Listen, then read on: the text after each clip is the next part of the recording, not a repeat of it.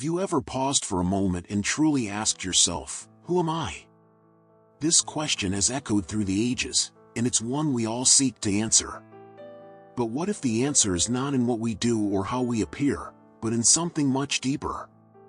Welcome to the Motivation Zone at Freedom, where we explore profound questions that help us grow and find inner peace. Today, we'll dive into the timeless question of self-discovery, who am I, as we uncover the wisdom behind this question through a Zen story and an insightful lesson. As the Buddha once said, the mind is everything. What you think, you become. Today, let's reflect on this and take a step closer to understanding who we truly are, beyond the surface. Imagine a tranquil setting, dear friend, a quiet place, maybe a peaceful garden or a simple room, where the air is still, and the sun gently bathes everything in soft light. Here, a student sits in front of a wise master, seeking answers to life's most profound questions. The student's face shows a mix of curiosity and vulnerability, as they feel the weight of the question that has brought them here. The moment is calm, simple, and filled with the quiet anticipation of learning something timeless. The student finally gathers the courage and asks the question that has been lingering in their heart, who am I? The master, calm and composed, smiles softly. After a brief pause, he replies, you are the awareness behind the question. The simplicity of the master's words seems almost too easy, but in that simplicity lies profound meaning. Let's take a moment, dear friend, to let this sink in. What could the master truly be pointing toward with such a brief, yet powerful response? The master's words invite us to reflect deeply. When he says, you are the awareness behind the question, he is reminding us that we are not defined by our thoughts, our titles, or the roles we play in life. Instead, we are the awareness that observes everything, our thoughts, emotions, and experiences. My dear friend, we often mistake ourselves for the thoughts running through our minds. Greed, anger, selfishness, pride, even self-doubt, these are qualities that arise within us, but they are not who we truly are. They are just passing clouds in the sky of our awareness. To find out who we really are, we must learn to observe these emotions without attaching ourselves to them. This is where true freedom begins. Dear friend, let's take a moment to reflect on how negative traits such as greed, anger, selfishness, pride, and self-loathing mask our true nature. These emotions are like fog that clouds the clarity of our mind, preventing us from seeing the deeper truth about who we really are. In Buddhist philosophy, these emotions are often described as hindrances, mental obstacles that block our path to peace and wisdom. Take greed, for example. It arises from the belief that happiness comes from having more possessions, more recognition, or more success. But the more we chase after these things, the more we become trapped in a cycle of wanting and never feeling truly satisfied. In the same way, anger distorts our perception of the world, causing us to react with hostility instead of understanding. It fills us with suffering and leads to separation from others. Selfishness, pride, and self-loathing all stem from the same misunderstanding, the belief that we are isolated beings who must protect or glorify ourselves. But the truth is, dear friend, that these emotions are not who we really are. Buddhist teachings remind us that our true nature is not defined by these temporary states of mind. At our core, we are beings of awareness, love, and compassion. However, to reconnect with that deeper essence, we must first recognize the presence of these negative traits within us. Mindfulness is the key, observing our mind without judgment, simply noticing when greed or anger arises, and understanding that these are habits we've developed over time. In this act of observation, we begin to realize something powerful: we are not our thoughts or emotions. Greed, anger, and pride are just passing visitors in the mind. They come and go. When we see them for what they are, we can start to loosen our attachment to them. As the Buddha taught, suffering arises not from the emotions themselves but from our clinging to them. When we believe we are defined by these toxic emotions, we limit our ability to grow and experience true joy. To discover who we truly are and to find lasting happiness, we must learn to let go of these habits.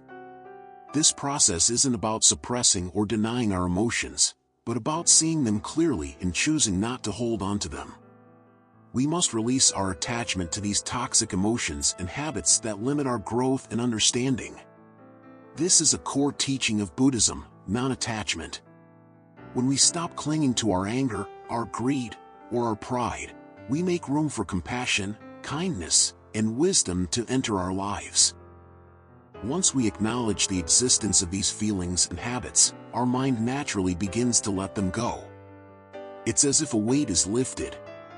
We start to feel a sense of lightness and clarity. The fog that once clouded our vision begins to lift, revealing the peaceful and compassionate nature that has always been there, waiting to be uncovered. In the end, the journey to self-discovery is not about adding something new to ourselves, but about removing the layers of negativity that hide our true essence. When we let go of greed, anger, and pride, we experience a profound sense of freedom. We begin to live from a place of love, compassion, and inner peace, which are the true sources of joy and comfort in life.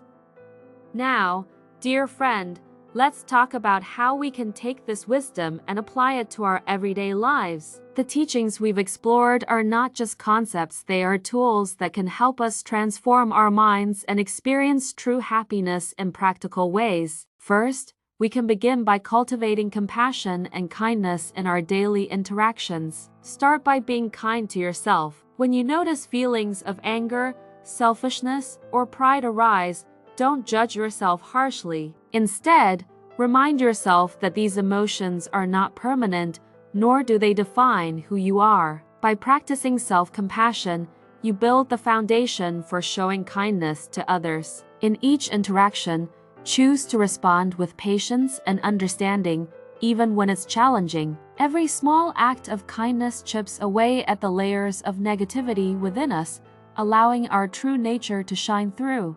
Next, practice letting go of anger and selfishness by recognizing them as temporary states of mind. When anger arises, don't react immediately. Pause, breathe, and acknowledge it for what it is. By observing your anger without judgment, you disempower it and allow it to fade. The same goes for selfishness. When you feel the urge to put your own needs first, ask yourself, what would generosity look like here? Through mindful awareness, you can begin to shift your responses and create more space for kindness and connection. Generosity is another powerful way to break free from the chains of selfishness and greed. When we give, whether it's our time, attention, or resources, we open our hearts and experience the joy of helping others. Acts of generosity don't have to be grand. A simple smile or offering your time can have a profound impact. By giving freely, we not only lift others but also discover the abundance of joy and connection that exists within us.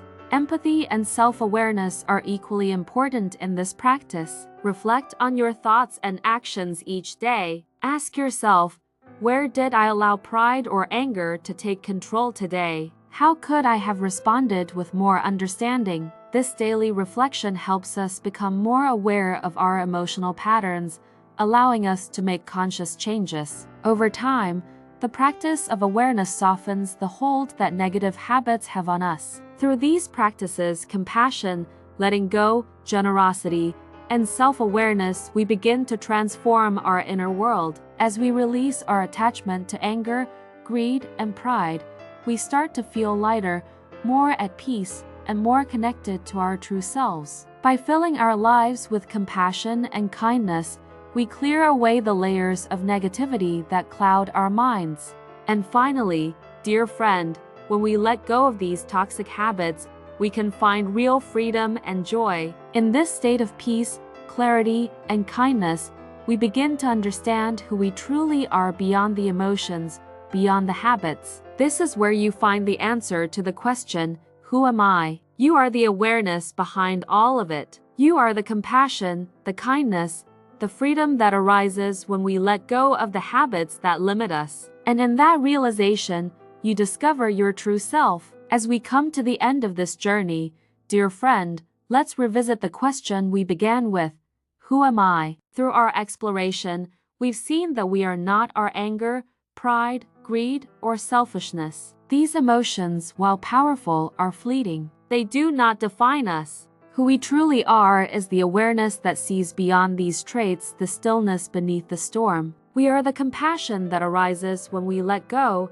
the kindness that flourishes when we open our hearts, and the freedom we experience when we release our attachments. I invite you now to start your own journey of letting go. Begin to cultivate compassion and kindness in your daily life. Observe your thoughts, let go of what no longer serves you, and discover the true joy and freedom that come from living with awareness. If this message resonates with you, share your thoughts and experiences in the comments below. I'd love to hear your journey. And if you're ready to continue exploring these ideas and deepen your path toward happiness and self-discovery, don't forget to subscribe to the Motivation Zone at Freedom. Together, we can continue this beautiful journey toward inner peace and a life of true fulfillment.